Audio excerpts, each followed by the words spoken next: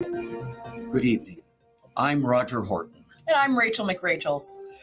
Welcome to Channel 3 to Horton Here's Some News. Our local newscast aims to keep you almost informed, informed a little, and not informed at all at the same time. We'll tell you about the gang-related shootout. Or the space heater fire that killed an entire family because they didn't have enough money to afford central heating.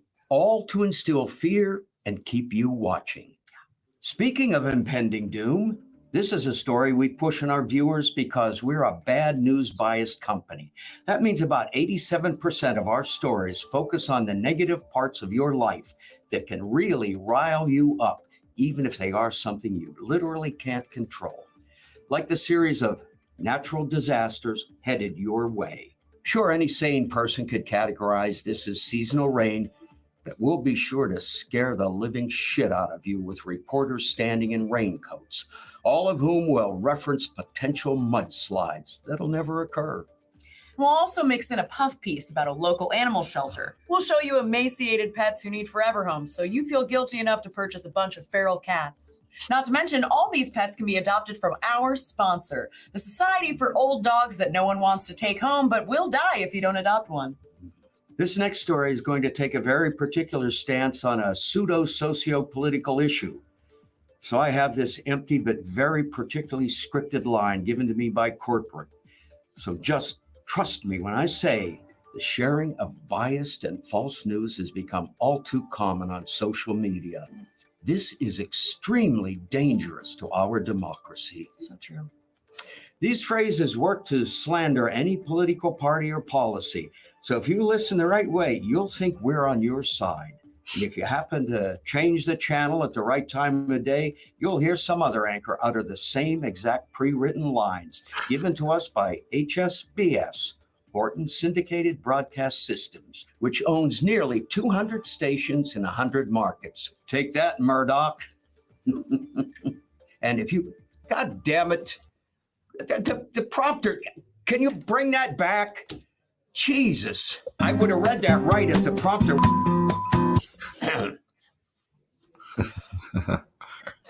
Now, if the story is deadly enough, involves a celebrity, or contains exclusive surveillance video that's too disturbing to show, we'll usually toss to our reporter live on the scene.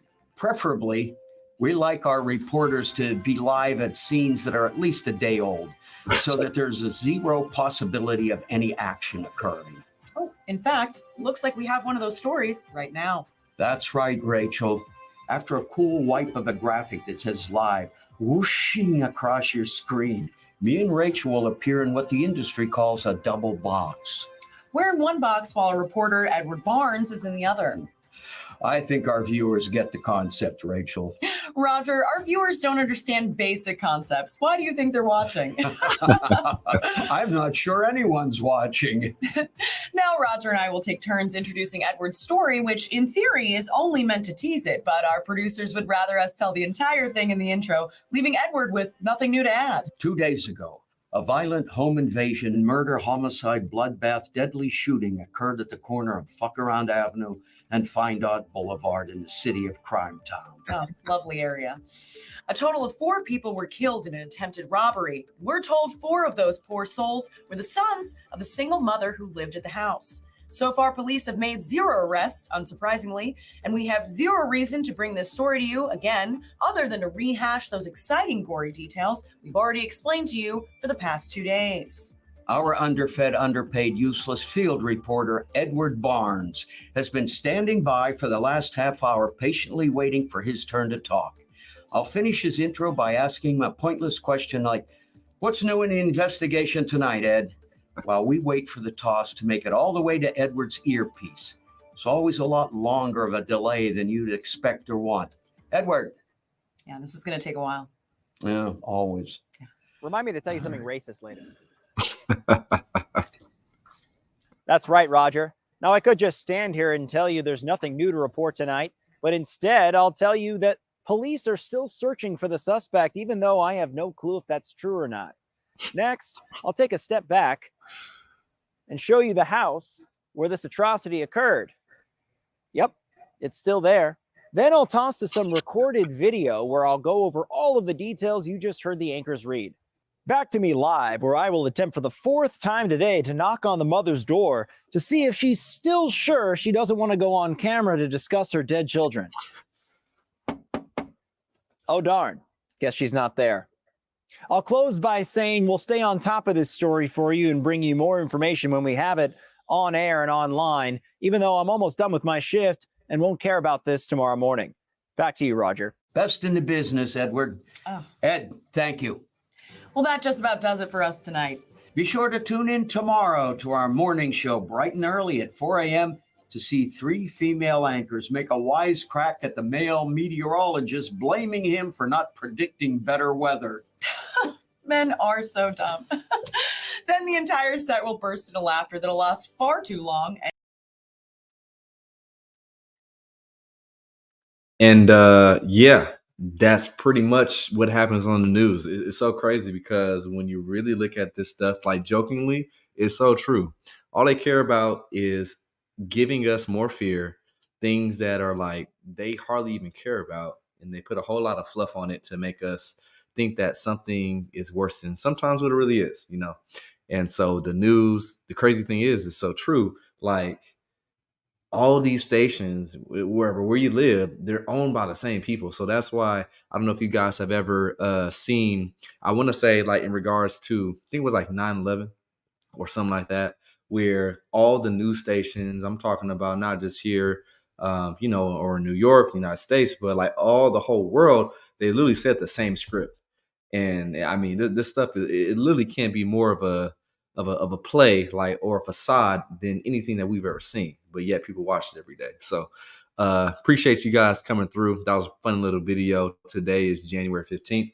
And today's topic, we've been ready for this topic for a little bit of time. So we've finally seen some positive things develop in the pulsechain ecosystem. So this is the V2. So second time we've done a stream specifically for pulsechain. But what is your pulse? Is the name of this stream here. So I look forward to getting into it. But yeah, man, the news is, I can't stand the news. I really, you know, I hate exactly. It is a script, 100%. Everything that they're saying is just meant to evoke things that really don't even help your life. Like, you know, they'll have 9 bad stories and then one story of like this guy saving the cat out of a tree, which at the end of the day, who really even cares about that? Not too many people. So, you know, the news is really here to get our eyeballs, to get us to try to follow a certain agenda, a certain way of doing things, a certain way of seeing things, and a certain way of living.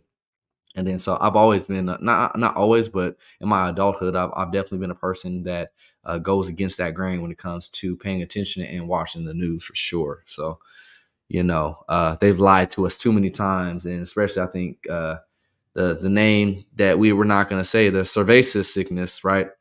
Yeah, they did a whole lot of lying in regards to that. So anyways, now that we got the idea of what real FUD looks like where did FUD even come from? It came from these corporations, right? These people that generally make money off of your fear. And so that's something that we have to understand as potential investors, or the way that we're looking at markets. Believe it or not, people say things intentionally to get you to fear. That way they can get you out of position and they could win and go through with their plan. So being able to filter is one of the best skill sets that we can have as investors. And that's kind of why I wanted to play that, because I know they're joking around, but simply in crypto, you have to be able to filter the stuff that's relevant to you and the stuff that's just noise. And at the end of the day, I would say like 85, 90% of the things that we either come across, you know, on a daily basis when it comes to, you know, crypto or whatever, 9 times out of 10 is just noise. It doesn't really have any specific like value for you. So, you know, it is what it is. Yeah, they all get the same media packages, right? 100%. So, you know, now moving over to the main topic, we got pulsechain doing this thing, man. A lot of people are feeling pretty good, and I'm part of that camp. Obviously, you know, just definitely been pounding the table for I don't know how many years now, but I mean, because, you know, even from the sacrifice, you know, pulsechain and pulsex have been a topic of conversation. When the launch happened in May of last year, you know, a lot of buzz around it. But then, you know, in the later parts of 2023, people just started to get a huge amount of anger, bitterness because they seen everything else start to go up, but their ecosystem was not doing that quite yet. So rule number one in crypto: never lose your cool. Once you invest in something, you invest in it for a reason. If you invested in something without having a reason, you made a mistake. So there's a reason, or there should have been a reason why people invested into Pulse and PulseX in the first place. Simply is because it works, it's secure, it's a rich or hard product, right? Those reasons by themselves, amongst many other things, should give you the conviction to say, hey, regardless of whatever price is today, tomorrow, next month, even within 6 months from now, I'm in this thing for the long haul. So people getting in their emotions simply just because they don't have that basis of saying, hey, I understand what I'm buying. If you understand what you're buying, it makes it very easy to stick through time, especially if you're already knowing what the time duration is. Like, we already know the bull market ain't really like full in flux yet. Like, we're just like barely touching it. So if you know that, every ecosystem is going to have its day in the sun, and then all boats rise with the rising tide at the top of the bull run. So, but once again, people don't go that deep into their thoughts when they buy stuff. So, people got out of position, but that just made it easier for us just sniping, in the group. We talked all throughout, like, especially like October, November, December, and in early January even, but like really those main 3 months, October through December, like, hey, you guys, this is what the deep depression looks like. This is when you can get the most bang for your buck. Like, if I were to scroll through the Telegram chat, I would say we had at least like 8 or 9 different conversations specifically on the pulsechain ecosystem, and we're loving it. So yeah, kudos to everybody that has been DCAing through the last couple of weeks or a couple of months even. But the last couple, I will say, one week or 2 weeks have been looking really nice for the ecosystem. So really, I want to take a look at these charts and do the TA on them, even though, because these coins, they haven't even been out a year. But now we can actually put this on a weekly chart and even a 3-day chart. I didn't like charting Pulse and PulseX and PHEX early on because, you're really going off of what, like a 4-hour chart or 8-hour chart. It's very hard to get a good idea of what movement and momentum looks like until you've had at least like 6, 7, 8 months pass by. So we're on that, that 8th, 9th month. So we'll be able to get some good information, put this thing on a weekly chart, no problem. So with that being said, let's do it. And we in here. Hey, if you know what a T-share is, you may want to think about getting some, while things are still somewhat depressed, because even though we've had an uptick in price, these are still, this is still good value in like I said, in a long-term mindset, a long-term aspect. And so, it is looking pretty solid. So let's see, what can we look at first? Let's jump over. I'm gonna move out the way and let's get into some of these charts here. So let's go to Pulse first. All right, so y'all should be green. Y'all should be able to see that. So here we are. Now let's update this.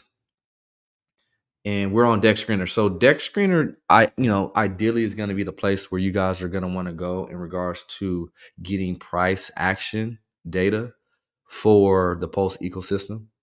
And one thing that's very much noticeable, especially over the past couple of days, is when it comes to volume, you're going to get a list on the left-hand side here on Deck Screener. And Pulse has made its way up to, being number 6. I remember not too long ago when liquidity pools were, not sitting too heavy with liquidity. This was kind of trekking down here in like the middle of the pack, but in its rightful spot, getting the use or the network use that it's built for, right? And doing it in a secure way where people don't have to, as of right now, they don't have to worry about some of these, oh, this is a new chain. Like, yes, it is, but the thing is, you have to understand the roots of where pulsechain comes from. It comes specifically off of Ethereum and the better parts of Ethereum. And so that alone should give you a lot of confidence outside of making it a little bit faster. And outside of that, just the gas fees are a lot cheaper than Ethereum. So when it comes to really being able to protect your value or grow your value, paying large transaction fees is never what's up, So with that being said, it's popping up here to number 6 as far as volume. And let's see if we can find some things out in that regard. So Dex screener, if you guys aren't, familiar, I guess, because a lot of times people get on here and they just start going to the charts. I really like to break it down, understand each section of it and how it could help you just that much more. So up top, a lot of times people don't even realize that these are the dexes that are associated with pulsechain. So obviously the main dex that, we're going to use primarily for those that are looking at this ecosystem is going to be PulseX, but there's 9inch, there's pulse rate, there's other dexes that apparently there's liquidity there. Now, how much liquidity, we don't know. Like for example, I don't know how much liquidity that Sushi Swap is going to have, and as we can see, that doesn't look to be quite accurate, and I'm not quite sure why they have it there. But pulse rate, seeing how much liquidity do they have in between certain pairs. But from what I know, PulseX, as you can see, there's plenty of volume, a lot of liquidity for, a lot of these main ecosystem tokens. And another thing, now with that being said, there's some people that are really, really going to start to shield a lot of just meme coins on this ecosystem. We know that we're getting new liquidity from these other chains because here's the thing. What Hex has done previously and what PulseChain is seemingly starting to do now, Richard does a good job of being able to strategically market his things while the rest of the market is going down. So what happens is it kind of puts like a spotlight specifically on, whatever he's associated with. And that's where the liquidity comes from, So right now is one of those times where PulseChain is having its day in the sun. But it likes to keep its day in the sun, not for just a day, but as you can see, for several days at a time, hopefully weeks at a time. But, one thing is we're going to see a lot of these meme coins, a lot of these coins that, are seemingly kind of coming out of nowhere, or coins that don't really have an intrinsic value or function. We're going to see them like do what we're seeing examples of, for example, Teddy Bear going up 23% in the last 24 hours. This is something that a lot of people are just kind of throwing their scratcher tickets on. Hey, but the thing is, make a rule, make a foundation for yourself for something that I've always kind of looked at when it comes to getting lottery ticket type coins. It's like, you don't want to give that more than maybe 10 to 15% of your portfolio. Like 15% is pushing it. And so you really want to be able to say, hey, what can I hold on to that's tried and true? Like, why are people even here? Is simply because they have a DEX to go to in PulseX and they have a chain to use in Pulse. And so if you kind of just stick to the true origins of why people even come to a certain chain, generally, you're going to find something that is probably going to have a better opportunity to stand the chance of longevity, So these might be coins that you can, trade around if that's your thing. That's not really so much my thing, but we got the incentive token, same thing, doing some numbers, but kind of getting oriented with seeing, okay, what has the most liquidity between them? So the pair. So we talked about ratios in that last stream last night. I really hope that if you guys didn't watch that, go check it out because it makes looking at two different quantities or two different assets and compare them versus each other a lot more easier to help you with your risk assessment. But between PulseX and Rat Pulse, we have about $50 million of liquidity. I remember when this was like at like half of that, like 25 million. And so, like I said, that was in October, November. But with that being said, the volume is looking nice. On an average day, the overall volume is 65 million. Now let's just put that in comparison to like other coins that have been out longer. So AVAX about 56 million with 60,000 transactions. Let's see, Optimism, for example, 46 million with $80,000 or 80,000 transactions. And let's take a look up, here, one above PulseChain, so Polygon. So they're doing considerably more. So $126 million of volume with 276,000 transactions. And that's the thing, you're always going to have these other ecosystems that have already built the network growth. But the beautiful thing about being in something that has the security, that has the track record, but not only that, but has an incredible community. Like, when people within the community are actually doing what they're supposed to be doing, which is not complaining, but telling other people about the qualities of the ecosystem, telling them about the chain, how to get the coin, onboarding people, all that kind of stuff. When people can agree to do that simultaneously, PulseChain and Hex and all that stuff, everything will shine. But what happens is people, they don't experience the gains that they want when they're wanting them, and they just turn. So that's what a lot of people in Hex have done over the past 4 to 6 months. But just like anything, the green candles bring everybody back. Everybody's happy again, and so With that being said, pulse chain has growth potential, because if you want to compare and look at these other things, right? Ethereum's been around for a very long time. It's doing considerably more. So it's doing almost $900 million of volume, and same thing for Binance. BSC is doing almost $1 billion in volume. But also, what we can look at is the transaction count, because the transaction count does matter. Because here's the thing: when there's large whales in certain ecosystems, that's what's going to give you a lot of this, this big volume. And so, or not. So I would say in dollar amount, because you have people that have made money in this ecosystem because they've been there for a longevity time period, this allows for those higher volume numbers. Now, for Pulse Chain, seeing that it has 377,000 transactions, more than what Polygon has, 276,000 transactions. That's letting me know our people are using this just a bit more, just a tick more, but it has less volume. Well, that just means it's just simply because the liquidity is not quite in the ecosystem yet. So that's actually a good thing. If you have the coins being before the liquidity is a beautiful thing. And guess what? Liquidity is going to come, because liquidity always sloshes around between chains.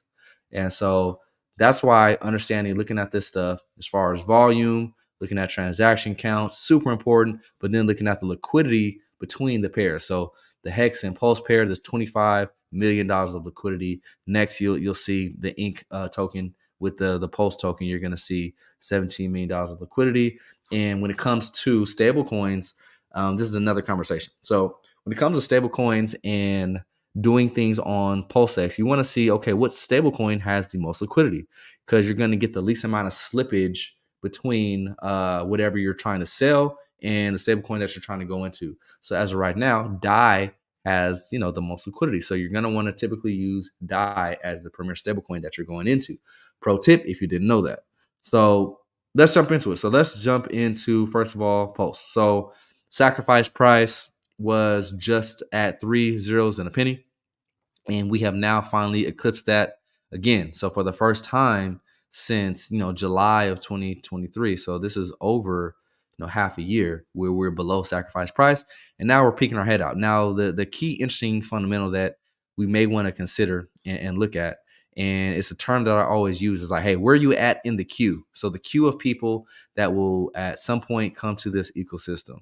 So we'll kind of hide these for now, so we can just get all chart, no other fluff. So let's do this. So hide sidebar, cool. And so yeah, so we can kind of see from a 10,000 foot view that there's been excitement, especially this is a daily chart. So if we want to chart this back right on, January 7th, which is just about a week ago, things start to really get exciting. And you could see that increase of volume right here. So this increase of volume, especially on this day, so once we kind of touch the 10th, there's a lot of interest here. And there's a lot of catalysts of why that is. Some of the catalysts of why people are coming back to Pulse Chain. One, Richard Hart said, hey, I'm coming out of hiding.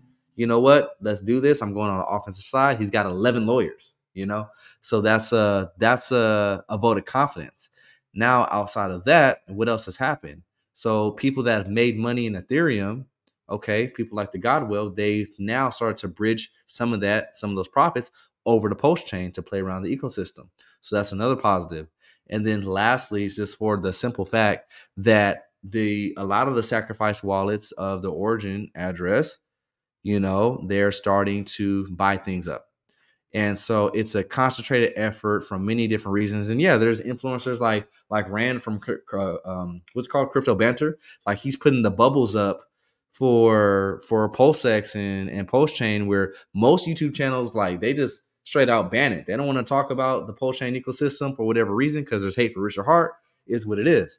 But Rand is one of the few guys, him and Ivan on Tech, where they're actually mentioning, hey, this ecosystem is doing good when, there is some type of hype or whatever the case may be towards the ecosystem. Like they're not blackballing Pulse Chain.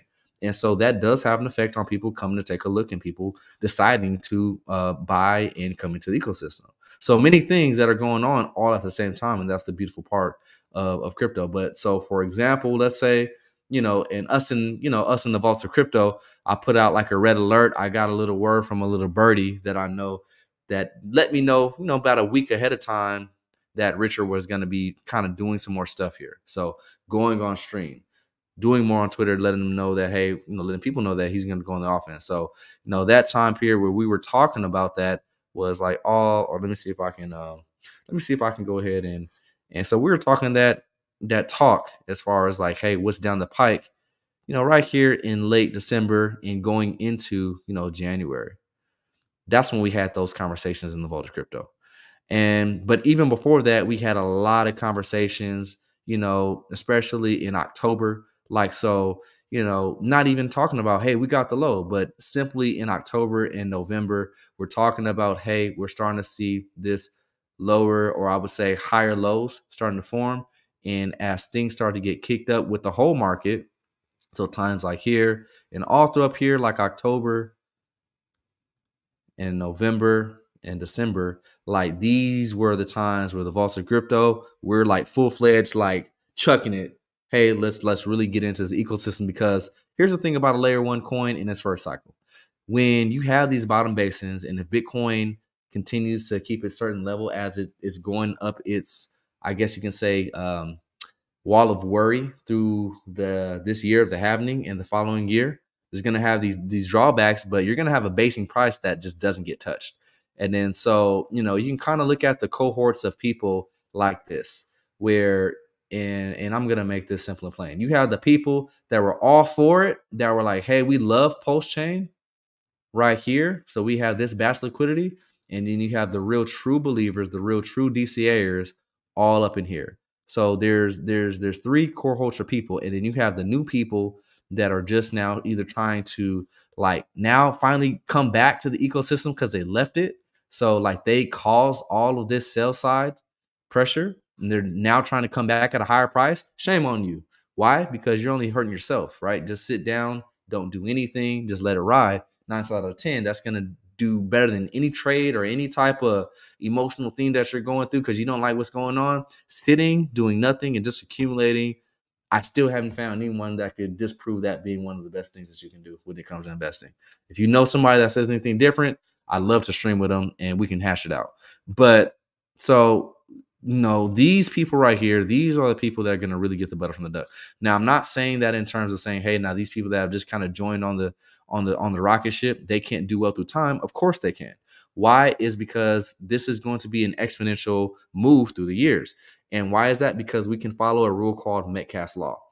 Really quickly, let's go back and remind ourselves, what is Metcalfe's law? So let me pull that up really quick. If you already know what it is, put it in the chat. You might get it before I pop it up. So Metcalfe's law, a beautiful thing. And we can actually pull up the Wikipedia. So let's share this. So Metcalfe's law, this has to do with networks. So whether it's a network of cell phones, a network of businesses. Imagine we're talking about a network of businesses. Let's say I have let's say a landscaping company, and I just happen to know all the other landscaping companies in my state for that matter. Let's say we have meetings constantly. Me just trying to do my own landscape company, yeah, I could do pretty good, but I would venture to say that, hey, we all could help each other out if we all held let's say a monthly call where all the landscaping companies in the state say, hey, this is what I'm seeing. Hey, here's what we're doing with our clients. Hey, maybe we can network on some things. Hey, we get together, XYZ. The value of that network increases because they're working together. And so they're all a part of the same group. So this is kind of what this picture is representing. When you have more people in the network, things become larger. And then when you have a smaller amount, things are only can go so far. So the math behind Metcalfe's law is if you essentially, double the supply or you double the network, whatever the case is, and so the equation is going to be simply this: n minus 1 divided by 2. And so let's read what it says. So Robert Metcalfe first proposed Metcalfe's law in 1980, but in terms of compatible communicating devices rather than users. So what we're talking about in crypto is users, people actually using the chain, going to PulseX, swapping this for that, XYZ. So mathematically, Metcalfe's law can be expressed as the triangular number n, so n minus 1 divided by 2, which is asymptotically, trying to pronounce that, approaches n to the power of 2 divided by 2. So for example, if a network has 10 nodes, its value is 100. So that's the beautiful thing, because you take the amount of users and then you square it to give you the actual like real value. And so in this term of what we're talking about crypto, you square the users, that's going to, like if you double the users or whatever the case is, that's going to square the price. And that's a beautiful thing. So, this is a good development, and that we understand what Metcalfe's law is now. So this is a good development when we see the trajectory, because the trajectory, this looks a lot different than these small incremental gains. This is more people coming in at once, and it's a beautiful thing, because yes, there's more buys as far as larger buys, but you got to understand that when we see the trajectory in terms of these candles being pretty vertical instead of more like a Neanderthal 45-degree angle, this means a couple of things. So more money is coming in more rapidly, but also more people are coming in more rapidly, and this is like Metcalfe's law in its full effect. And so, this is some good stuff. Now, the question is, now that we are above sack price for Pulse, is this still a buy? And like I said, if you're someone that could hold for long periods of time, then yes. I'm always going to be in a proponent of saying, hey, if you don't have a good asset, like you have 0 of this, go nibble on some today.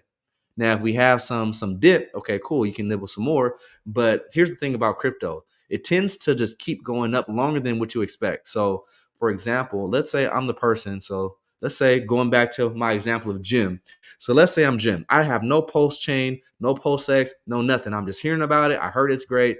I heard it has value. I heard the tokenomics behind PulseX is pretty good. But I'm like, it's already pumping. So I don't know what to do. Here's how you handle that situation. And there's 2 ways. What a lot of people do is say, hey, you know what? I'm not going to touch it. And they just wait. And they're like, oh yeah, it's going to dip. It's going to dip. But here's the thing. What happens a lot in Pulse chain, or just in general, just in crypto, where these people are going to have, unfortunately, they're going to have one of these. Like, they're going to be sobbing, because what's going to happen? We're going to see something like this at some point, where, let me see if I can get my drawing tool out, where the path, it doesn't really dip too much. Like, it may stagnate, but then what it likes to do is get some support and then lunge up higher, for example, right?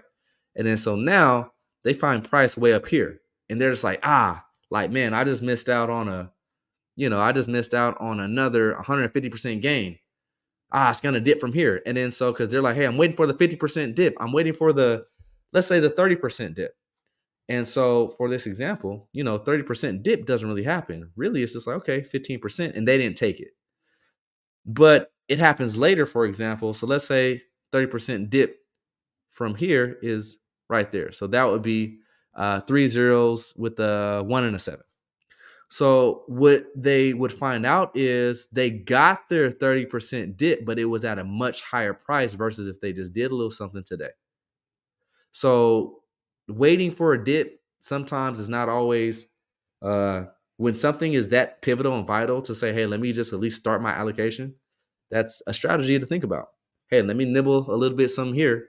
And if it goes up higher, okay, cool. I'm at least on the train a little bit, versus just missing the whole move, and having to buy at a higher cost basis, because a lot of this is trying to get money in the asset before time really starts to dwindle on you between like these moments of like sideways action, because when money comes in, it likes to come in quick, and that's just how it goes. And so to the spoils go the people that are prepared. And now one thing that I've been able to do here, so understand the 3 different cohorts. Now, the people here, these are the people that are going to make the most profits, through time. So a lot of the times we want to say, hey, what is the average of this? And what is a good way to measure places where people like to take profit? People like to take profit at a 10x. They like to take profit at a 20x and a 50x. I'd say those are three areas that we need to at least be notified of. So what we can do is let's see if we can take a parallel channel. Let's see if I can find that. So a parallel channel. Let's see. No, not a fib channel. I want parallel channel. Let's see. Nope. Nope. Deck screener. You don't have a parallel channel. Haha. So let's take a parallel channel between the average of, this price action here. And then so right there in the middle, that middle median line, this is going to be the median cost basis for everybody. So let's go ahead and jot that out. So we'll come here and we'll get rid of the sad face. So these are the people that are in the best position. So it's about getting in their mindset and saying, hey, how are they going to play it? This is how you got to think about the upwards movement of an asset. And so from here, what we can kind of develop is something to think about. So let me get a price target for that. So price label. And so this is a pretty good cost basis, y'all. Like this is, 4 zeros in a 5 basically. So not half bad. And then so for them, what does it look like for them to get a 10x? At what price? So their 10x on average is gonna, be somewhere in the ballpark. Let's see if we can get up there. So somewhere in the ballpark of 3 zeros and a 5. So that's something to think about. So what we can do is let's run a Fibonacci from the top to the bottom. Pull that all the way through. Make our adjustment to put that on linear scale. Timeout.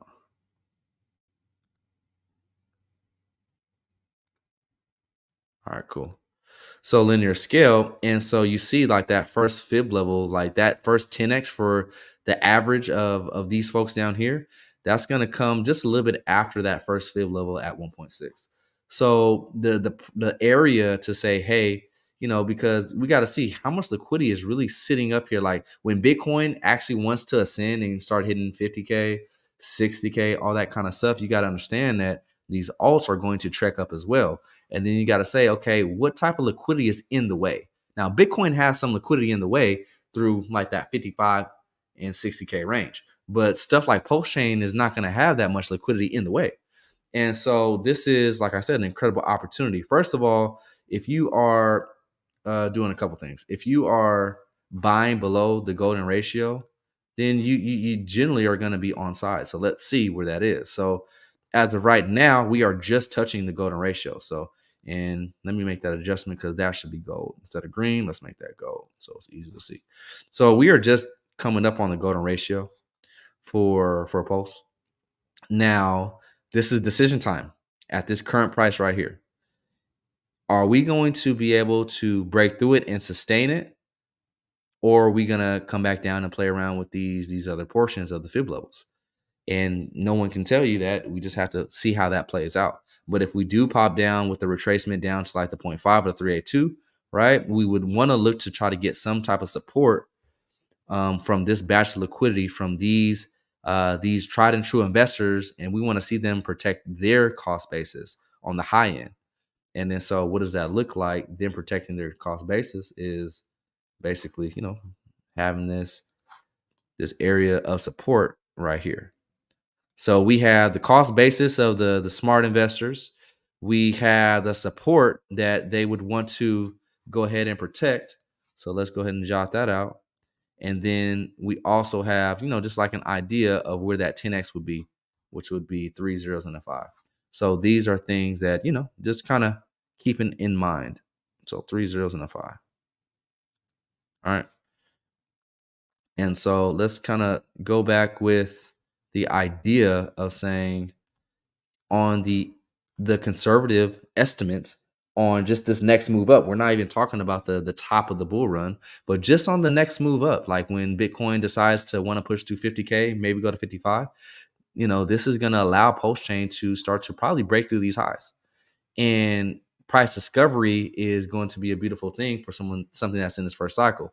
And so on the conservative side, when Bitcoin is making that lunge to 55, 60K, we can expect Pulsechain to really start to play around with that 10x idea from their cost basis down here on average. And so, what that looks like is, let me see here. So we'll create a range. Boom. So we'll create a range in between the 1.6 and the 2.6, because one in between there is that 10x for the smart money and just the natural fib levels of price movement. So we got a couple things jotted down and a couple things to think about from here. So knowing that the 10x is upon us, or knowing that even like the previous all-time high is upon us in the months coming ahead, it may be 3 months, it may be 1 month, it may be 6 months, we don't know, but it's coming ahead this year. So positioning for a move like that is, it would be nice to try to, catch as many red candles that you can, if you're just now trying to get into something like this. So ideally, we want to try to see if we can get an idea for momentum. So the first things that we can do, we can pop on the MACD and say, okay, how strong is this move? And so that's the moving average channel. We'll look at that here in a second, but then the MACD is going to be something that we can take a look at first. So one thing that I'm noticing just right away, now this move is pretty comparable to that first batch of liquidity that came when, Pulsechain launched. Now, the interesting thing is looking at duration. So we're still printing these large green candles, and it doesn't seem to be dwindling down. So until I see and this is a daily chart now, so we're looking at this every single day, dang near. But until I see that first like light green candle, this move is still pumping pretty hard. And only then will we see, okay, the light green candles start to come, and we see the volume of just money kind of sloshing around within Pulse starts to dwindle down. Ideally, you want to catch a period of time, if you're DCAing as something goes up, when it is popping through these red portions of the MACD on a daily especially. So that's the first thing. So as of right now, this move is looking pretty strong. And as you can see, a move can stay strong for a considerable amount of time. Like this is a couple weeks at a time. So we're 1 week into this move, and we'll see what the next week looks like with a couple things happening. So we have the new week of, this whole Bitcoin ETF. We're going to see what the inflows look like, see if people are kind of trying to wrap up that GBTC trade and just say, all right, cool. Like we've moved on. We've made our money from that and decide to do something else. Like that's going to start to show itself. And just overall, we're going to see what the NASDAQ and the S&P 500 does this week. So there's that. Being able to, catch these. So if we kind of line things up, so let's kind of make this chart just a little bit easier to see. So if we line these things up, we can kind of see, okay, these periods, and let me see if I can do a vertical line. So these periods, so looking down here where we start to see that negative prints for the MACD in red. So those periods are those opportunities to DCA as something is going up. So periods like this, where we see, just that change of direction and momentum. So, and then that last period right here, those are all, investable periods as this thing is making higher highs. So that's something to look for is, all right, basic TA, pull out that MACD. Another thing is, so, what we're able to do, and so we kind of understand the cohort, so we can get rid of these boxes. Let's get rid of that. So another thing that we can look at is just pure simple TA is taking a look at, and this is great because Dex Trainer is free. So go over here and look at the moving average bands. So what this allows us to do is to look at a couple moving averages and seeing, and I like to call this the moving average envelope, basically. And so time periods where we find ourselves below the envelope. Let me pull that back up. Sorry.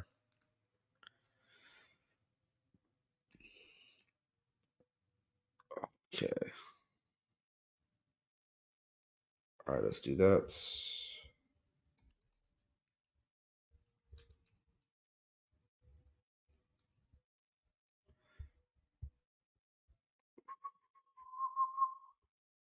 All right. Boom. So we have this envelope and time periods that just really make a lot of sense to, do a DCA typically are going to be the times where you are below the bottom of the envelope. So, so this is like a free fall. You've got to let this digest. But once you start to see some higher highs and an up move, right? So, for example, like this period here, we're below the envelope. All right, cool. There's a DCA moment. We're starting to get below the envelope. Hey, these are DCA opportunities. So, like November, December, DCA opportunities. We had another DCA opportunity in, just not even like a week and a half ago on the 6th, we were below the envelope. And so there's another thing that you can use to say, hey, risk assessment. And as y'all can see, we just popped way above it. And so typically, these moving envelopes will follow because it's a lagging indicator. And we may get some chop. That may be the best opportunity that you have. And it may not be that 30% drawdown. So DCAs are more tactful when you use things like this instead of, hey, it has to come down to some arbitrary percentages that you just thought of just 30 seconds ago, like using these metrics to help you find those moments of capturing that value in the ratio. So just basic TA. All right. And then the last thing is, just making sure that we're looking at the RSI. So I want to look at this on a daily, and then we can look at this on a weekly. So on the daily, we're overbought. So same thing if you're a trader, you have the sell zone up top, you got the buy zone down here. And there's been plenty of times where we've really gotten a good opportunity to dwindle down towards the 30. So 30 being at the lower basin of the RSI. But in general, when you see this moving average moving to the downside, that's letting you know momentum. Momentum is going to the downside. You want to try to let that flush. And then specifically, when you start to really see in conjunction, you want confluence. So you see, okay, we're below the envelope, we're below the moving average is going down. Okay, cool. DCA. Now, for example, we have the exact opposite. So we have price moving up, price is above the envelope, and the RSI is well above 70. So the strategy is just going to be slightly different depending on where you're at. If you're fresh, new, hey, just get some exposure. But if you've been here for some time, or maybe you're a person that, was doing a whole bunch of investing in here, the strategic way of kind of looking at this scenario is saying, hey, where do you want to go in the next couple of years? And ideally, it's just like say, hey, how much capital can I get into a good asset? Because in relative speaking, this is still undervalued, believe it or not, because this is just Pulse. Something that's even more undervalued still to this day is Pulse X. So let's check on over to Pulse X. So this is all pure TA for this stream. And we'll dive in on Pulse X. So a lot of liquidity here. Let's see who's buying. A lot of good buys.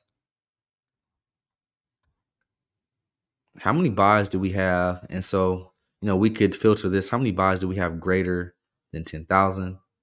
So we got a decent amount, and we just want to do the buy action. So, man, an hour ago, 45K, there's a lot of liquidity. There's a lot of money out there, guys. Like, there's a lot.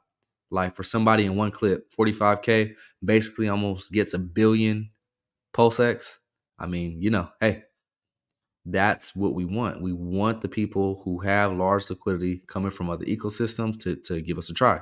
And they'll benefit from it if they stick around long enough, because as you can see, these are all well buys. But then here's something that, we can all learn from is the beautiful thing on Dex Screener is we could look at the addresses that's doing these buys.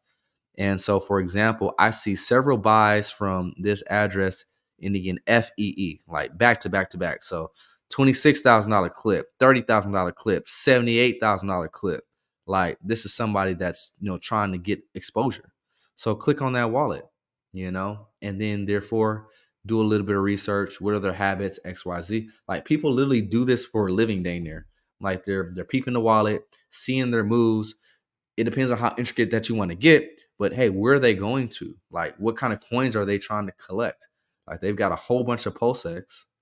They've got some Hedron, I see, and for the most part, that's it. They're not really getting into so many of the meme coins as of yet.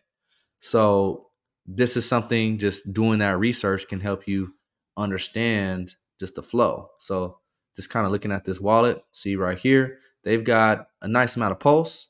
So, but not a crazy amount. Like they've got very little pulse compared to how much they have in PulseX. So with that being said, we're seeing, okay, what are people choosing when they come over? And this guy or girl or group, they're choosing PulseX more than Pulse. So something to think about. If we hop over back to the chart, yeah, like a lot of big buys, and this is all today. Like, look at this. We got people coming in here in droves and allocating capital, and we're only, in this little list here, not even 10 hours in. So this is a really, really good sign. Now, one thing that I really like about this move is that these candles continue to stay large. Like we don't see them dwindling down. So there's something that's very different specifically about this move, because people got excited for this move and this move that people are excited about.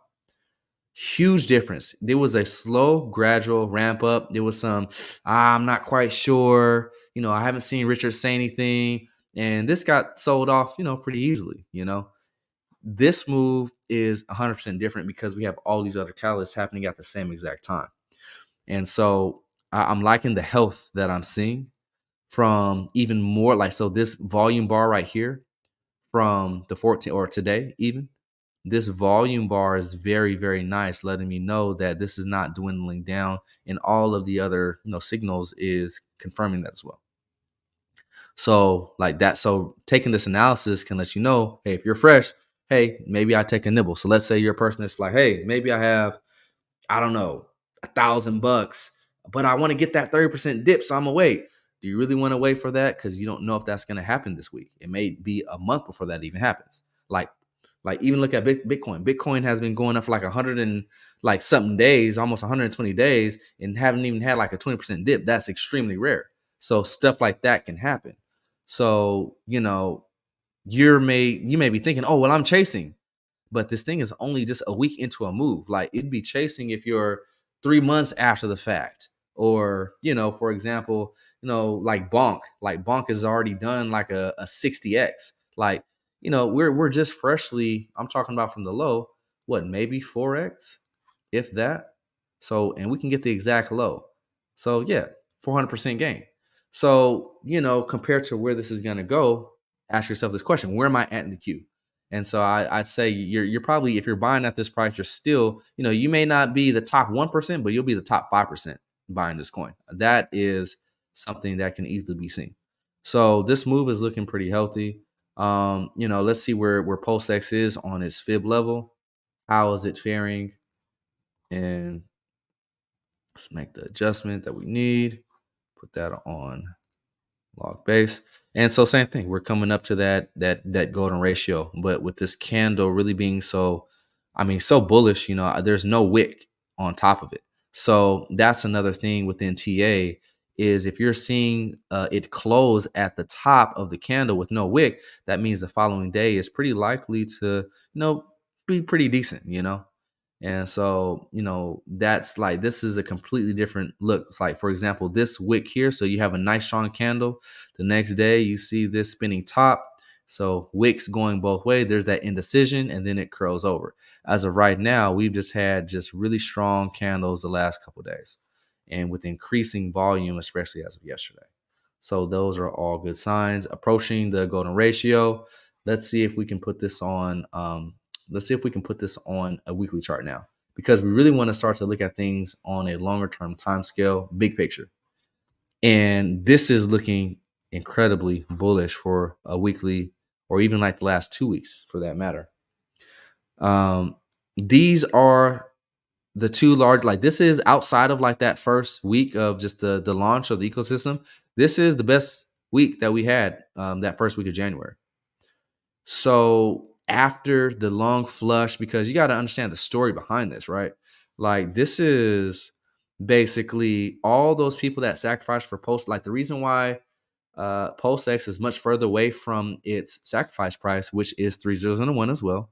So let's make that line. So we'll get that as close as we can, where it briefly went above it for like a few days, but then, came down. So 3 zeros and a 1. And the reason why, this had more dumb action simply is because way more people sacrificed for this. And way more people that are, frankly, people that were just tourists that at the time they heard about this sacrifice. They thought, oh, as soon as it comes out, because that was the narrative, as soon as it comes out, I'm going to get like a 10x on my money. And that's just not the case. That's not what happened.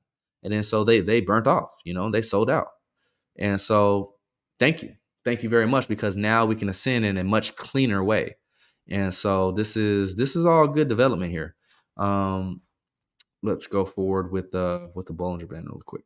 So on the weekly, let's see the Bollinger Bands, and and we're starting to finally get a print on the weekly. We've definitely come back and through this midway, but we're really pressing up on the upper bounds of the Bollinger Bands on the weekly.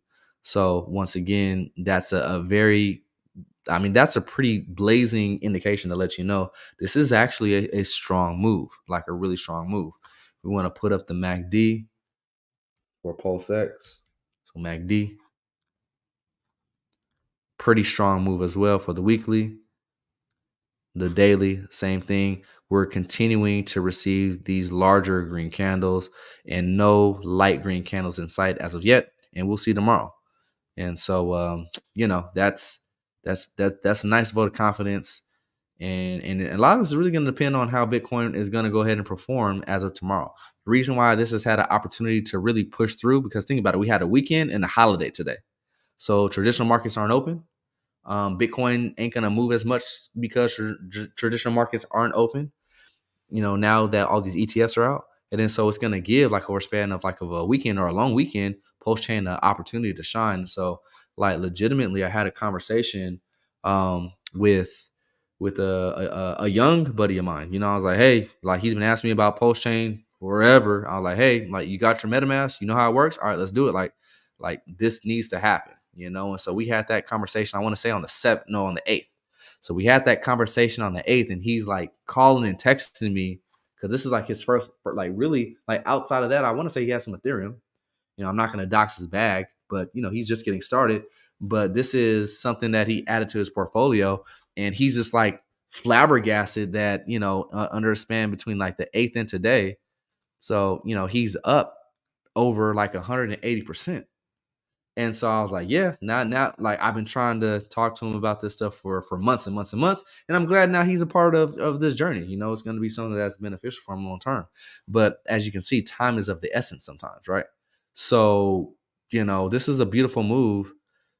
And then so from the bottom, PulseX is looking pretty good as well, just up about 438%. So there's that basic TA. Let's check the chat. All right. So what we got? Yes, sir. Yes, sir. I've been DCAing for months. Kudos. I'm up nicely on RH coins, but now I'm wondering when to stop the DCA. Seems like it's high right now and needs to cool down. And that's the thing. That's something that you have to assess. Like you really got to look at your cost basis and ask yourself, how much higher am I compared to my cost basis? So it's pretty easy to do, just to kind of factor those numbers off your DCAs. And and the thing is, we are not going to get it perfect. Like if anybody's like, hey, you're going to get every pivot perfect, or they're going to tell you to do that, they're probably giving you some type of ill advisement. Because at the end of the day, yes, things are ripping and running, and a pullback is nice, but you have to ask yourself this question: the amount of money that I'm putting in this now, does it really matter me buying at like 3 zeros and a 1 or 3 zeros and a 1.7 when post chain is like 1 cent? So the difference in percentage gain when the prices get to that point is not going to be that much. Like you're going to be happy, with that 150x versus only getting like 120x. You know what I'm saying? Like, because that's the difference that we're talking about here. So, yeah, I mean, it's up to you. It depends on how devoted that you are to building a bag in the ecosystem. So sometimes I think we only worry about price instead of positioning. Like, how much of a bag can I accumulate just simply off of the fiat that I got? Like, if you know that you're going to be working in the next month or so, all right, cool. You can potentially have some more money to put in if the prices come down lower. But also at the same time, it's just like depending on your situation with work as well. So you may have to be a little bit more strategic because you only have limited capital. So it's a wide variety of situations. But yeah, I would say, we may have another day or so of this thing going like I was going. That's kind of what I'm seeing. It may fizzle out after that, but I'm not quite in the camp of saying, oh, we've got to go down tomorrow. Sometimes things just like to run. So we'll see. What else we got? Yep, green candles. And not just one, but several. That's why we put the EEE, green candles. So things are looking pretty good. So it might be obvious, but should you always sue or use the log ratio on the fibs when looking at a log chart? And so, so you notice that difference. So typically, when you're looking at when things are like retracing back up to a previous high, you do want to use the log on the Fibonacci retracement, simply because that's going to give you the most accurate data because you're not looking at it in linear. So, but every now and again, what I will do is I will put it to linear to give the upside projections, just to give the bare bones basics. Because even like with Bitcoin or Ethereum, when things start to make new tops, it likes to kind of stop at those linear fib levels first before they kind of hit like those log-based exponential growth levels, like the 1.6, 2.6, all that kind of stuff on log-based scale. So yeah, that's it's a good catch that you've seen that. Let's see, bro. The way that you are explaining is making so much more sense to me now. Oh, okay, cool. Like, and that's the goal for me, man. Everybody that watches the stream of mine, my goal is to say, hey, everything that seems so complex, it really, at the end of the day, like I said in the last stream, a lot of this is pure, just basic research. And then if we can understand 8th grade math, but to be honest, not everybody explains things fully in their streams. They're just saying, hey, here's what it is. So I really like to take the chance to try to explain what things are before I even talk about them. Let's see. So does the weekly for Pulse suggest we could be pumping for a few weeks? It looks like it's finally above the 50 line on the weekly RSI. I'm excited to witness it. And that's a little bit of the sentiment that I kind of see, but it's kind of hard though, because same thing, we don't have a lot of candles for the weekly chart for Pulse and PulseX. We're just now starting to get our first batch of green candles for, an extended period of time. So, but I would say like of the next couple of days are still looking pretty good. It's a little bit hard to project out the next couple of weeks because Bitcoin still has a say in what's going to happen within the ecosystem, believe it or not. Okay, so if I'm making more money per month than I'm DCAing in for 3 months, it's time to slow the DCA. That's an interesting take on it because if you're saying, hey, you're making some more money, then you're DCAing. That means you got a bag of fiat on the side. It depends on what you did previously. Like, what did you do the past 3 months? Did you take advantage of October, November, December? And a lot of that's going to dictate how much of a bag that you want. If you feel like your bag is looking pretty good, okay, sure, yeah, maybe you can slow that DCA down and be a little bit more strategic. But if you're just like, hey, I'm fresh, new to this thing, I didn't really DCA that much, then you may have to want to change that strategy up to add a little bit more pace to the frequency of those DCAs. Let's see, check your APY as well as plan D. Yeah, for sure. Yeah, I mean, and everything that we're talking about is being a little bit more methodical. It's not just like, oh, like prices X, dollar amount. Let me just buy today. Like, actually looking at these charts, breaking them down a little bit more, using some of these metrics. But the beautiful thing is, so let me see. So on TradingView, I want to say that there is access to a pulse chart. But here's the thing, it's not going to show all the liquidity. It's going to be a little bit more spotty, but it's been tracking pretty closely to price. So, members of the Vault of Crypto, we got indicators that literally give us beautiful buy signals. So when things are in a really good DCA opportunity. Let me see if I can pull that up. Let me see. Let's see here. So TradingView. All right. So let's look at Pulse.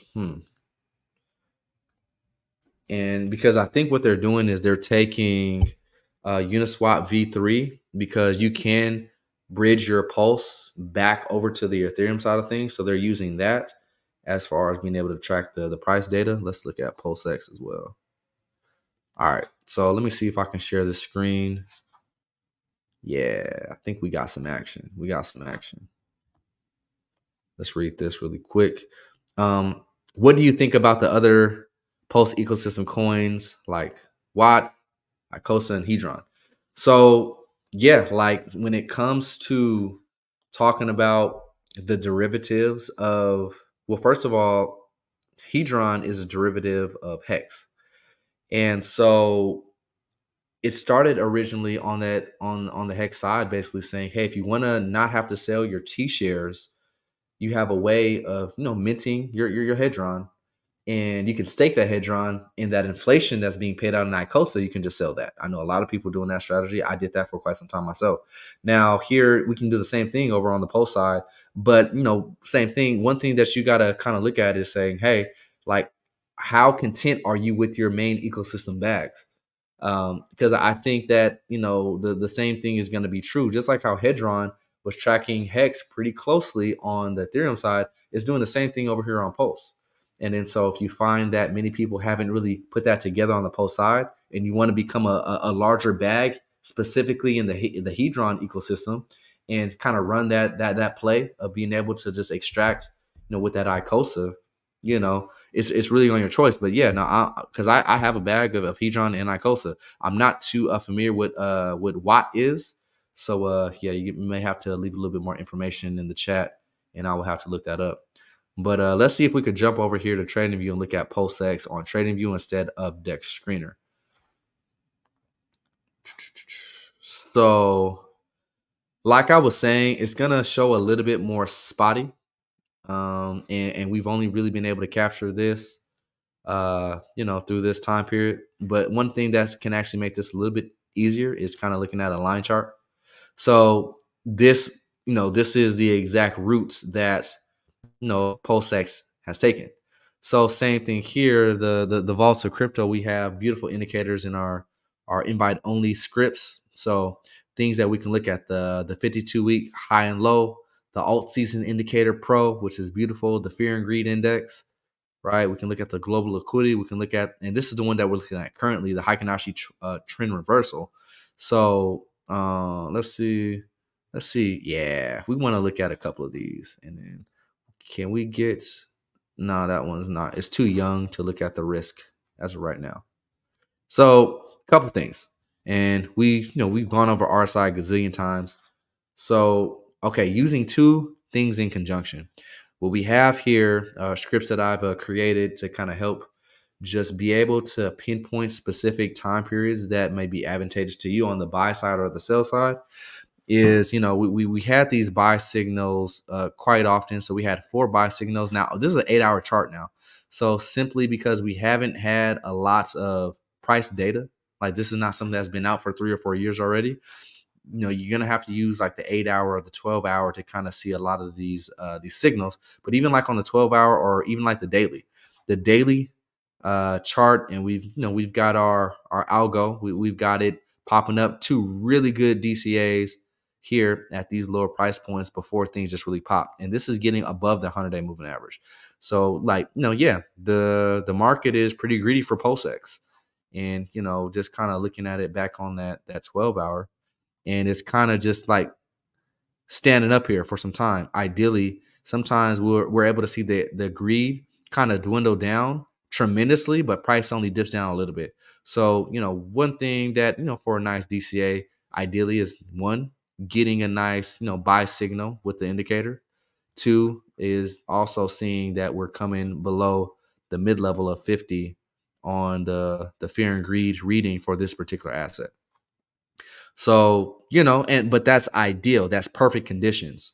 So what I'm going to do, I'm going to go ahead and, let's go ahead and program this thing up. So, everybody that has these scripts, they have the ability to set reminders. So let's actually do that right now. I want to set a reminder to just tell me just when to buy, like when I get a nice DC opportunity. So let's come over here. Let's click on alerts. Let's add an alerts. Perfect. And so, yeah, like come on over and get access to this, y'all. Like this stuff is really going to make your investing 10 times, not easier, but more sound, more efficient, because you don't have to look at these charts all day. You just get it in, because the key is you want to have notifications on. Like, I don't think anybody's ever going, I've never seen anybody do a stream about this. Setting notifications on your trading view to let you know when certain things happen, because we're all busy. No one's going to look at a chart 24/7, right? So set these notifications to send you an email or a text even, right? You can send SMS. And then so I want this to basically say, hey, let me know when a certain thing is happening. So let's see. Boom. Alert name. Buy. So let's say buy PulseX right now. Right. With a whole bunch of exclamation marks. And so when we get that trend change, for sure, that's what I need. Perfect. And I want to set this to just go, I mean, basically all year. Like I want to, or we can, let me see. Will it let me do? Yeah, I want to do this for at least a quarter. Sometimes you got to reset them per quarter, or sometimes it may let you do a full year. Boom. It's not going to let me do a full year. Okay. So at least up until March, right? Set that alert. Cool. So it's going to send me an email and text when one of these buy signals pop off. Super easy, right? So cool. So we can kind of track PulseX here on TradingView and use our indicators to know, where the market is at and how to, get these really good DCAs in when they permit themselves. And so for the time being, using the 12-hour and probably like, because the 30-minute, it's not going to give us anything worth of value, because it was giving us buy signals while we were in that downtrend.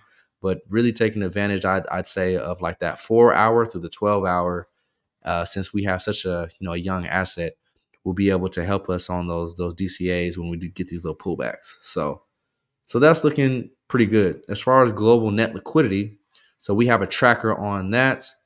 And we see that global net liquidity had a nice spike in, the early part of October, but now we've kind of waned off and we've come sideways just a bit. So, with that being said, just kind of keeping tabs on that. We would like to see another lunge up, because generally price is going to follow this liquidity globally. So same thing. Come and get these indicators. They're really helpful. All right. But the next thing is, like, what is something that you guys are looking forward to? Like, what do you guys think is the capacity for Pulse and pulsechain in this bull run? Do you think that, can we get a 10,000x? What say you on this topic? Can we get a 10,000x? A lot of people have opinion on that, and so I'm kind of curious what y'all want to think or what y'all have to say. Let's see. Is that free? Unfortunately not. It is not free.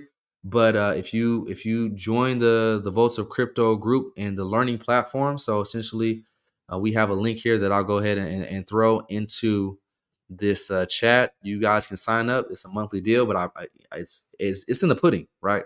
You're gonna get way more benefit than what the cost is, So really think about it. You guys can sign up today. Matter of fact, while I'm thinking about it, let me go ahead and put that in the chat.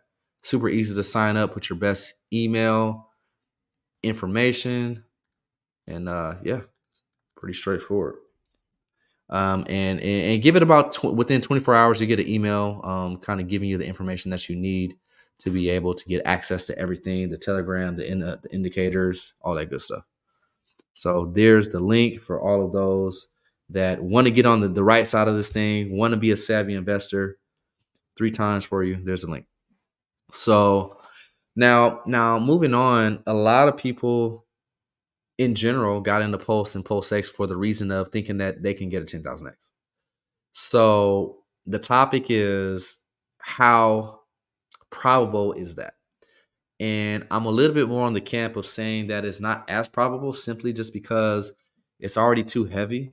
There's already a lot of wallets and there's a lot of people in this ecosystem currently, versus something that started like Hex. It started off with not too many people. Like we're talking like a few thousand people. There's hundreds of thousands of people that are already gotten into this ecosystem from the beginning. So and the key is within one cycle. I think let me let me go ahead and add a little bit more context to the question. What do you guys think can happen within this first cycle for PulseX and pulsechain? I think long term, like, because I'm seeing a lot of that, like long term, yeah, 10,000x by 2030. So that's putting 2 cycles together. And you can definitely get the compound growth from there. But within one cycle, what are you thinking? You're thinking like maybe like a 10x, from the low. So, we've already gotten to that 4x. How many more x's can we get? Let's see. So I think we can 10K multiplier. So other L1s have done well, and Pulse seems more resilient than most others. Also, the advantage of being a upgradable with an EVM. Yeah, for sure.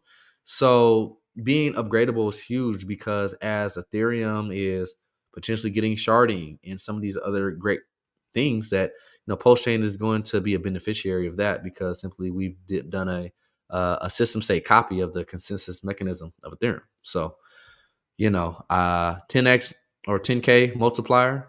So is that in users? Because if that's in users, so we 10x the users, for example, that's 100x of the price. Let's see. So Pulse maybe a 5,000x. Pulse X is a wild card with the burn function and the OA holding most of the supply. So I'll say 100KX is possible for Pulse. Man. And so is that in one cycle? Because if that's in one cycle, that's extremely, extremely bullish. Yeah, so like would take maybe at least a few years, maybe 5. Yeah, so that's kind of like because we're in the precipice of this bull run, so that's over the next 2 years, and then maybe another 3 to 4 years would be, so basically 2 cycles combined together is about 5 or 6 years, give or take. Yep, but isn't the main obstacle RH himself and his legal battles? Now that's an interesting sidebar, right? Because a lot of these chains, the founder leaves. Like, so for example, even Bitcoin, Bitcoin just as a product of what it is and what is basically presenting to the world, there's some type of intrinsic value there. And so, and there's no figurehead, through the years, like there's people that have tried to be the figurehead for a period of time, but just no one guy that it's been dependent on. So if the factors of, okay, why is Pulse Chain a little bit different? The whole reason why, and Richard said it himself, is like, hey, like you guys need to be able to get a lot of your freedom back. You need to be able to custody your own assets. You need to be able to do that at a good cost. And, we're trying to get rid of as many middlemen as possible. Let the chain do the work. And you are doing the work, like you're using the code. You're doing freedom of speech. You're able to say, hey, I want to communicate through this coding language. That's essentially, what he's created. And so how well does it do that? And so if we live in a landscape through the years where people are getting their freedoms infringed on financially, not being able to have that movement of their capital like how they want to, through the years, this use case, this narrative can be something that can be sufficient enough to not need him. And I think that's the reason why he made it in the way that he did, So, but yeah, his legal stuff is a factor. I'm not going to say it's not. It's a non-factor. It is a factor, but as this continues to progress through the years, it may not be as much of a factor, truthfully. So 50x plus. Okay. So, so now we're getting into a little bit more of the math because like within this cycle, I think 50x is right about, where things are looking to go. And that's on like the moderate side, like moderate but realistic. Like that's not super moon board. Okay. So let me give you guys my estimation. So a little bit of the moon math that I did, just saying, hey, if this could be a top 10 coin, and I'm talking about Pulse in particular, and doing the multiplier of where Bitcoin is going to be in market cap when, let's say, it's 120K.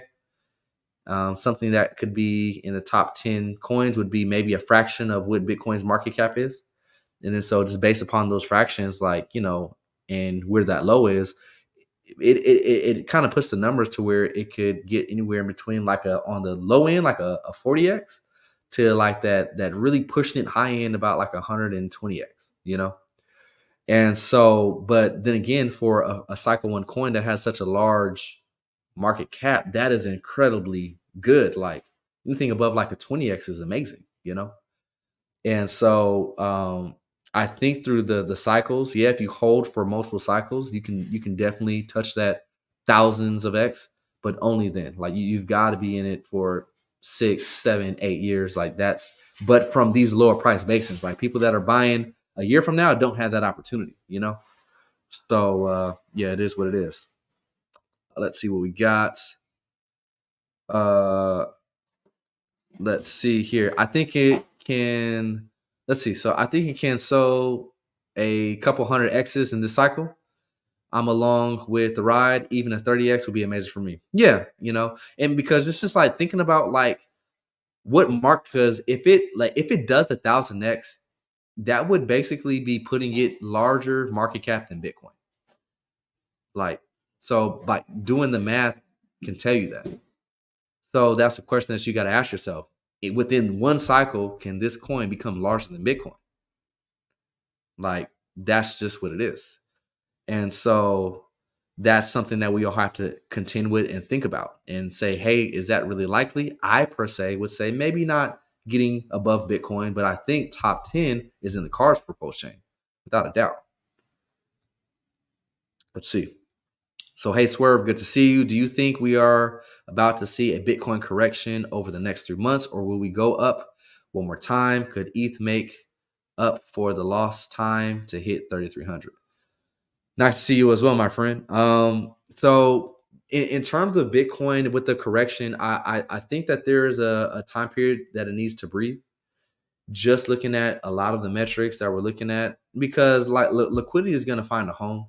A lot of the things outside of crypto, like the NASDAQ and the S&P, are just on the precipice of making new highs, like new all-time highs. And then so typically that brings some positive sentiment back, you know? And so, it's like one of those very gray areas where, we may have a little bit of a breather, but it may try to lunge into like that 50K range, So, but as far as like a major correction, like a 50% correction, I do not see that, because there's just a lot of liquidity, a lot of support within that lower 40K range and the upper like 39, 38K range. So like if I'm to kind of look at Bitcoin in the background, if we were to go down to 38K, like within like the next week, how much of a down draw would that be from the current price? And so that's looking to be like, because we're at what, 42.6, so 42,600. So if we go down to like 38K, I mean, that would be us going down another 10%. And so we go from the top of, because we got to like 49K, that would be a 22% down draw. And that would be, okay, that would be a nice, decent pullback. Okay, so we got a nice development on the Bitcoin chart. Let's actually trend over there and talk about that. So let me present that really quickly. All right, so we got a couple metrics up. So we're looking at Bitcoin, and really just wanted to make sure we're paying attention to these buy diamonds here. But the biggest thing is we've had a big sentiment shift where we've come down all the way to 48 with the fear and greed, metric here for Bitcoin.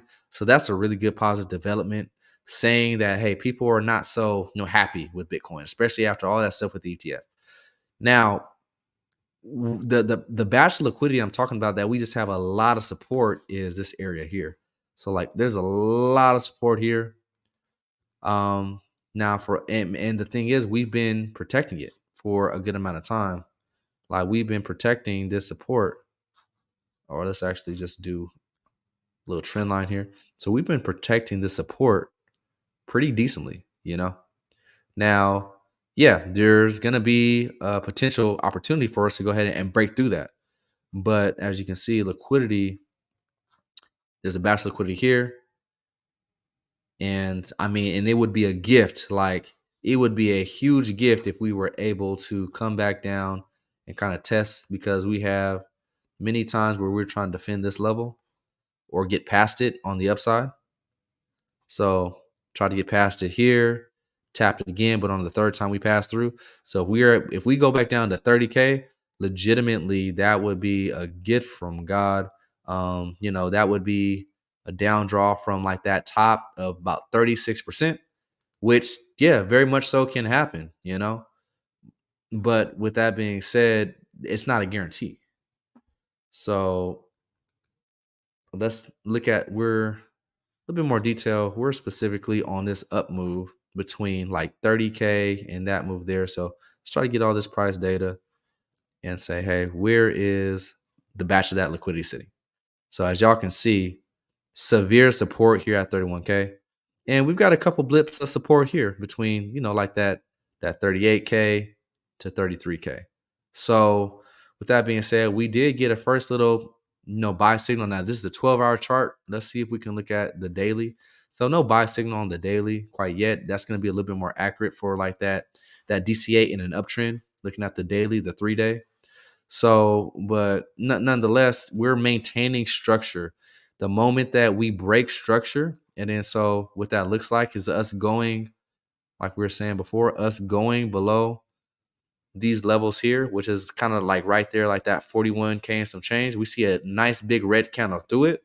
Okay, now we're kind of getting our ears up, our eyes looking at these charts and saying, okay, cool, what altcoins are dipping pretty heavy? Because we're going to start to see some altcoins get below their 100-day moving average. And this metric, so the Heikin-Ashi trend reversal will only fire off when the asset is below its 100-day moving average. And that's going to keep you on sides, so really helping us, pinpoint these time periods. So, there may be an opportunity for a little pullback, but as of right now, we're still maintaining structure is what I'm saying. So we need to see this develop, and when a nice green or a nice red candle to break through this, then now let's kind of talk a little bit more about that conversation of how much of a pullback can we get.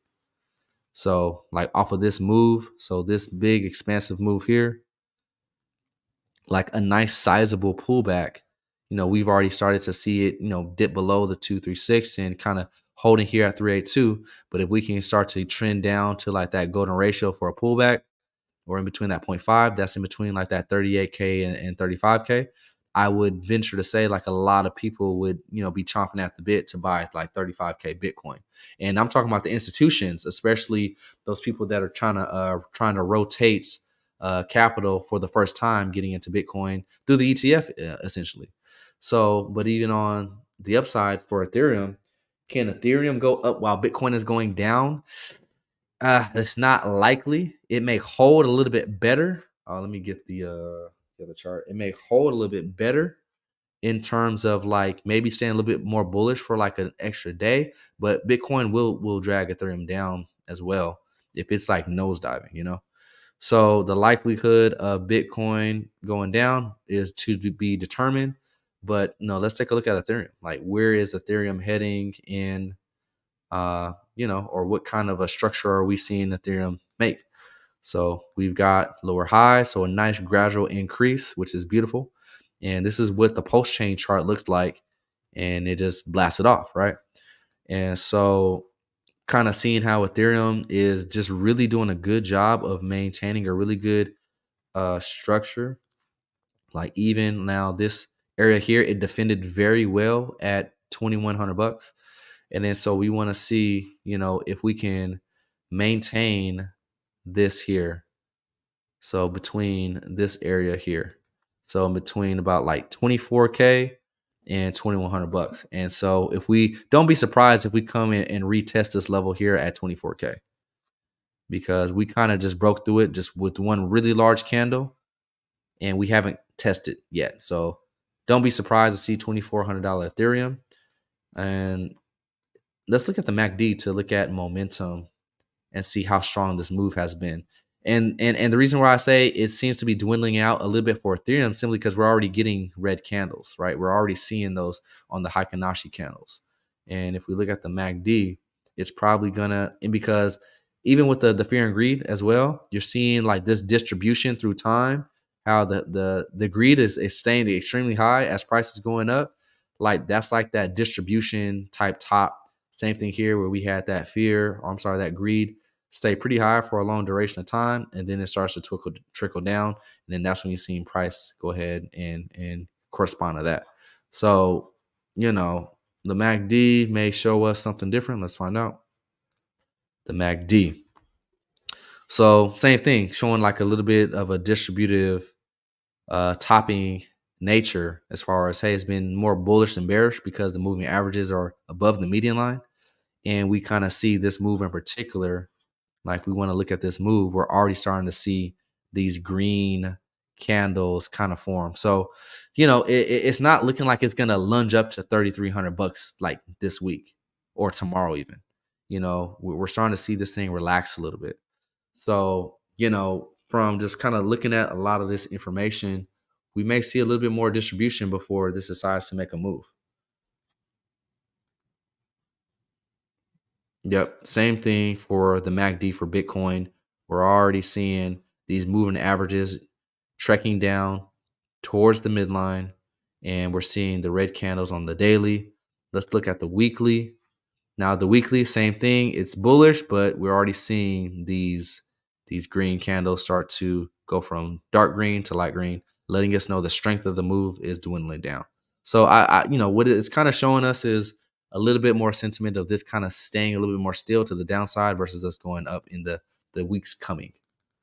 But then again, markets are unpredictable. Some institution may say, hey, you know, we want to do a buy OTC on BTC and we want to get $3 million tomorrow. Like, we don't know. So outside of those like particular situations, the overall market is deciding that this needs to kind of cool down a little bit. And you can kind of see that wick up top is really expansive on the weekly chart for Bitcoin, letting us know, like, typically that's kind of where we find some local tops. I mean, we can see that all throughout, you know, so local top here, local top here, local top here in that bull run. So, but you know, it doesn't mean that we're going to go down 80% either, because even in an uptrend. So I think the 2017 cycle is a really good use case to look at, because even in an uptrend, like, you had that local top with this long wick. So from the wick down, cool. Like, it went from wick and it went down 37%. But guess what? It continued to make higher lows through time. We have these wicks here, and it went down another 40%. If we go to the candle body, about 26%, but continue to trek its way up. So it doesn't mean we're going to get a COVID situation if we see, you know, a big wick like this. It just means that, you know, price is going to go ahead and slow down and probably mean revert back to a more sustainable level. And the interesting thing is, like, yes, there were several like 30% drawbacks, 40% drawbacks in this cycle, but understand that this asset was more volatile and less mature. And so there was much more supply coming out, you know, and the inflation rate was much higher than what it is now. And then so higher inflation rate means, you know, more potential for volatility, younger asset.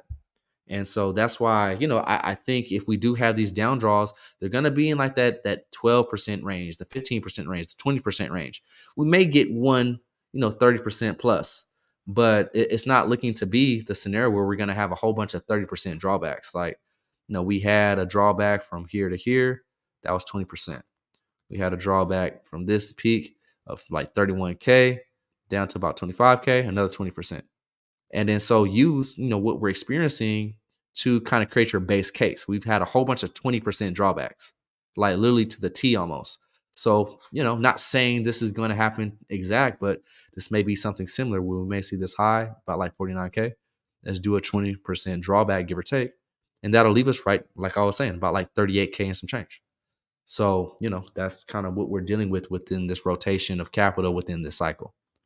So that's kind of where we're looking at on the TA front. Not looking half bad. But a couple sites that I've actually been enjoying very much when it comes to just looking at information for Pulse. So let me see if I can pull it up. So obviously, you know, GoPulse.com is pretty good. But Pulse CoinList is a really, really good site that I've actually been kind of coming into over the past couple of weeks, looking at the information, looking at the data. Like, even if you're a person that's like, hey, I don't really know how to do all that bridge stuff and all that stuff, you can just say, okay, I want to just buy with my fiat. Okay, click on this and it'll give you some options to be able to buy. No KYC. This one, and it depends on what kind of card that you're working with or what bank that you're working with. But I've heard that this one's given some good results in terms of just being able to go ahead and buy. Let's say you're buying USDC and then exchanging that USDC for pulsechain on the Pulse ecosystem. All you got to do is put in your wallet. So they make it pretty easy. But outside of that, it gives us a lot of good information. Looking at overall liquidity, looking at the market cap of the whole ecosystem, looking at the percentage gains, all that kind of stuff. But if you're ever like, I want to know more about the ecosystem, what's going on, how to understand certain things, click on this tab right here, ecosystem, and you're going to see a list of things. Now, Surgeon General's warning here. There is a lot of crap here. Like, I'm going to be honest. A lot of this stuff should not apply to you, But things, for example, as going on DeFi Llama to look at some of the on-chain data, looking at the supply for the Ink token, okay, cool, But some of this stuff is just like, yeah, you can look at it, but just be careful connecting your wallet to it. But, getting to know some of the other DEXs, like I've used this DEX as well. It's worked pretty good. Now, I think I was doing some things over there with Mintra, So a lot of resources here. And that's the one thing I do like about the ecosystem is it's going to put a lot of these resources in the same place. So 196 projects, not all created equal. Choose wisely. And if you don't know how to choose wisely, definitely hop into the group. I mean, we're talking about this stuff constantly about, hey, where is the alpha? What's the safe things to use? And, typically not how to get taken advantage of and just going into something that you have no clue what you're doing, So having those systems in place is super key. Token ranking. Let's see here. So top movers, like I mentioned, Mintra. So same thing, sacrifice for Mintra, and it dumped, as a lot of things did, and now it's getting a little bit of life. So that's looking pretty good. And so this is dedicated specifically for the pulsechain ecosystem. So I love the fact we can look at the 7-day. So we've got some things going like PulseX, looking really good, up 140%. The incentive token. So if you've been doing any liquidity pools and getting this Ink token, hey, good on you. It's up to you on if you want to just hold on to it or just sell it and try to get more of the main ecosystem coins. That's dealer's choice. We got some other things. Liquid loans, another thing that I sacrificed for as well. Ripping and running. This one here, Teddy Bear. I know a couple people. They've been pretty happy with this because they got in pretty early. So, and yeah, there's gonna be some opportunities to throw a little change at some of the meme coins, but just be careful not getting in the habit of doing that all the time. It's something that it doesn't always lead to the best outcomes, is what I'll say. Not financial advice. So some good stuff here. Cool. Let's check the chat. What y'all got?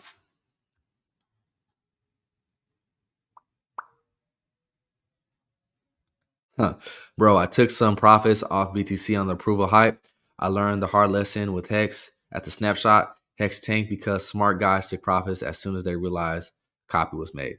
Yeah, not for sure. Like if you have your strategy and you're taking profits to put it into something that has a little bit more upside, I mean, nobody can be mad at you, right? Because you did what was best for your portfolio. So, hey, if you feel like you're playing it right, so be it. Can a Black Swan event take place and drive the price up, like RH beating the SEC after extensive media attention? Yes. Like if RH comes out, because you gotta look at this guy and his character. If he comes out and he's like, "Yep, y'all see this filing? SEC Dunzo, we beat him." You can expect like a candle that's gonna be like it's gonna be so interesting. Like you thought that you seen a nice candle for Pulse and PulseX. If something like that were to happen, which is, I'm not gonna put it in the Black Swan category because I think that is gonna happen in time. I think that he's gonna win this thing. Now if that happens in the next month, now that would be pretty much of a shocker because I think this stuff takes some time. This stuff is gonna take 6 months, a year even. But within that timeline, I think from that scenario that's going to give us a nice candle. So I think we'll all be pretty happy about that. Yo, what it do, Crypto Boogie? How you doing, my brother? So we got some things developing within Pulse Chain. A lot of liquidity coming. I think some things that I'll kind of finish the stream off with is saying, just think about your positioning. Everybody's positioning is different. Learn to try to use tools that can help you. So, we've got plenty of tools with the Volta Crypto education platform. So use them to your advantage. But really getting in a good community of people continually talking about this stuff, having eyes on it, because at the end of the day, we all can't just look at this ecosystem and then look at Ethereum and then look at all the stuff on, the layer 2 for Ethereum all at the same time. So trying to be around people that are kind of looking at the same type of things as you, but just in different sectors, and kind of keep everybody on their game. So that's what we've been doing, man. So we've been trekking along, and the group is really getting the butter from the duck. Like, not just the Pulse ecosystem, but like the Metis ecosystem, really getting the butter from the duck there. Other things that we have been talking about for months and months and months, we're starting to really get those unrealized gains. It's going to put a smile on your face, man, whenever you do that. So some good stuff. Yes, green candles. Green candles is always nice. So cool. So that's a little brief update on Pulse. If you want to know a little bit more about the intricacies about how Pulse X works, there's a lot of other content out there. I didn't want to just go and rehash it. If you guys want to Google that, or even just go on YouTube, y'all can find that. I really just want to give a brief update about, hey, where are we at? Where is the sentiment? What are some things that we can be thinking about as these prices are going up? And because something that you got to think about, hey, what are you going to do when you get that 100x? How are you going to treat it? Do you have a DCA extraction strategy? Things like that. So these are things to kind of think about now, So cool. Good deal.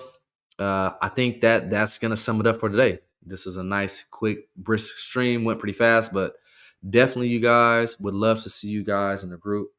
We're going hard, and we've got some special things. So I'm adding more indicators, and this stuff. Like, when I say indicators, are literally like getting a roadmap.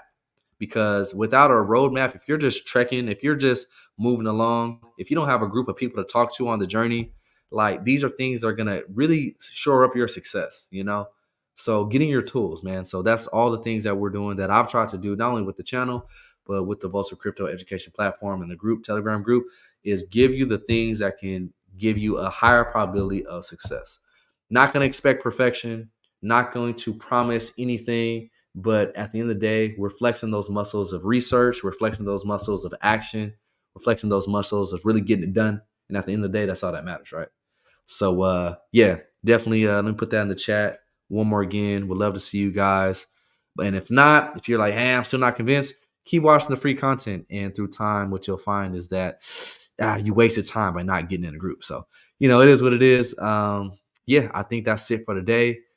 Check your pulse. Like, check your bags. Are you healthy there? If not, hey, do what you got to do.